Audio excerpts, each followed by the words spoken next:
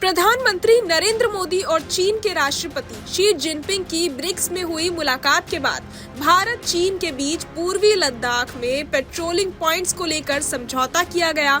अब इस मुलाकात पर AIMIM प्रमुख असदुद्दीन ओवैसी ने सरकार पर तीखे सवाल उठाए हैं। उन्होंने पीएम मोदी पर चीन के साथ हुई गलवान झड़प के बाद देश को गुमराह करने का आरोप लगाया और समझौते की पारदर्शिता पर सवाल उठाए। एक न्यूज चैनल को दिए गए इंटरव्यू में ओवैसी ने कहा कि जब 2020 में गलवान की घटना हुई थी तब उन्होंने यही कहा था कि चीन हमारी जमीन पर घुसकर बैठा है। अब समझौते से ये साबित होता है कि प्रधानमंत्री ने उस वक्त देश से झूठ बोला था।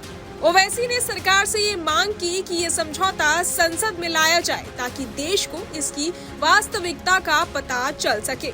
ओवैसी ने जोर दिया कि पूर्वी लद्दाख के पेट्रोलिंग पॉइंट्स पर अक्टूबर के बाद बर्फबारी शुरू हो जाएगी, जिससे हालात का आकलन अप्रैल तक ही किया जा सकेगा। ओवैसी ने चिंता जताई कि जिन 25 पेट्रोलिंग पॉइंट्स पर सेना पहले पेट्रोलिंग नहीं कर पा रही थी, क्या अब उन पर दोबारा पेट्रोलिंग संभव होगी। उन्होंने डोकलाम के मुद्दे को उठाते हुए कहा कि सरकार का दावा था कि चीन वहां से पीछे हट गया है, जबकि हकीकत में चीन अब भी डोकलाम में मौजूद है। ओवैसी ने सवाल उठाते हुए कहा कि 2020 के पहले जिन स्थानों पर भारतीय सेना पेट्रोलिंग करती थी, अब वही पेट्रोलिंग बहाल की जा रही है, तो इसका मतलब साफ है कि चीन 2020 से हमारी जमीन पर कब्जा जमाए बैठा है। उन्होंने बफर जोन की अवधारणा पर भी सवाल उठाते हुए कहा कि हम चीन को अपनी जमीन से बफर जोन बनाने का अधिकार क्यों दें। उन्होंने पूछा कि अगर हमारी सेना वहां पहले से तैनात है तो क्या अब सेना वापस आएगी।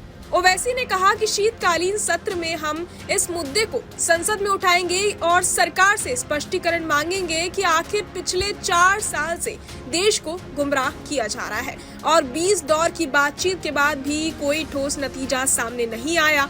क्या इस समझौते के तहत डी-एक्सेलेशन और डी-इंडक्शन होगा और क्या हमारी सेना 50,000 जवानों के साथ वापस लौटेगी। आपको बता दें कि बुधवार को जब भारत के प्रधानमंत्री नरेंद्र मोदी ने रूस के कजान में ब्रिक्स शिखर सम्मेलन के दौरान चीन के राष्ट्रपति शी जिनपिंग से हाथ मिलाया तो पूरी दुनिया की नजर इस पर थी। 2019 के बाद दोनों नेताओं के बीच ये पहली द्विपक्षीय मुलाकात थी। ये मुलाकात ऐसे समय में हुई है जब 2 दिन पहले ही दोनों देशों के बीच एक नए सीमा समझौते पर सहमति बनी, जिसने ये सुनिश्चित किया कि लद्दाख के गलवान में वास्तविक नियंत्रण रेखा पर पहले जैसी स्थिति हो जाएगी। 5 साल बाद हो रही इस मुलाकात में एक नई गर्माहट दिखाई दी। जिनपिंग के साथ द्विपक्षीय बैठक के दौरान पीएम मोदी ने कहा कि हम 5 साल बाद औपचारिक बैठक कर रहे हैं। हमारा मानना है कि भारत चीन संबंध न केवल हमारे लोगों के लिए बल्कि वैश्विक शांति, स्थिरता और प्रगति के लिए भी बहुत महत्वपूर्ण है। हम सीमा पर पिछले 4 वर्षों में उत्पन्न मुद्दों पर बनी आम सहमति का स्वागत करते हैं। सीमा पर शांति और स्थिरता बनाए रखना हमारी प्राथमिकता बनी रहनी चाहिए। आपसी विश्वास, आपसी सम्मान और आपसी संवेदनशीलता हमारे संबंधों का आधार बने रहना चाहिए। बहरहाल इस पूरी खबर को सुनकर आप क्या कुछ सोचते हैं, हमें कमेंट बॉक्स में जरूर बताएं और बाकी तमाम खबरों के लिए सब्सक्राइब करें न्यूज नेशन। न्यूज नेशन अब व्हाट्सएप पर खबरों की ताजा अपडेट के लिए न्यूज नेशन के इस QR कोड को स्कैन करें।